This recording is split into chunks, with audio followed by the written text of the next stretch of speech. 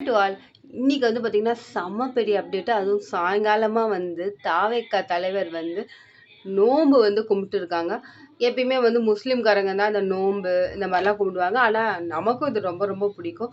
இப்போ கூட வந்து பார்த்தீங்கன்னா, மசூதி கிட்ட நின்னா, "ஏதாவது தருவாங்களா?" அப்படின்ற மாரிலாம் நான்லாம் நெனச்சிருக்கேங்க. ஸோ, அவங்களும் வந்து பார்த்தீங்கன்னா, "இல்ல, இல்ல இந்தாங்க. இது வந்து எங்களுக்கு மட்டும் இல்ல, எல்லாருமே எடுத்துக்கலாம்." அப்படின்ற மாதிரி தான் இருக்கும். ஒரு சில இடத்துலலாம். மத்த இடத்துல எப்படி இருக்கும் அப்படின்றது எனக்கு தெரியாது. ஆனா, தாவேக்கா தலைவர் மிகப்பெரிய ஒரு விஷயத்த பண்ணியிருக்கிறாரு. அத பத்தி தான் இந்த வீடியோல டீட்டெயில்டா பார்க்க போறோம் மக்களே.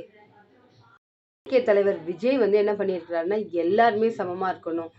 நீ வந்து பணக்காரன், நீ வந்து ஏழை அப்படின்ற மாரி ஏற்றத்தாழ்வே இல்லாம எல்லாருமே சமமா இருக்கணும் அப்படின்ற ஒரு விஷயத்த எல்லாத்தோடையும் பகிர்ந்திருக்காரு. அது ரொம்ப நல்ல விஷயம் தான்.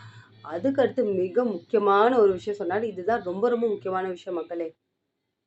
தளபதி விஜய் அவர்கள் என்ன சொல்லியிருக்காருன்னு வந்து பார்த்தீங்கன்னா, என் மேல யாரு என்ன குற்றச்சாட்டு வச்சாலும், யாரு என் மேல என்ன அவதூறு செஞ்சாலும், நான் வந்து தனியா தான் போட்டியிடுவேன். அப்படின்ற மாதிரி அந்த இடத்துல பதிவு பண்ணியிருக்காரு மக்களே.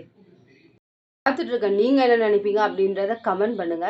பேசிட்டு இருக்க நான் என்ன நினைப்பேன் அப்படின்றத உங்ககிட்ட சொல்லாம வேற யார்ட்டங்க சொல்ல போறேன்.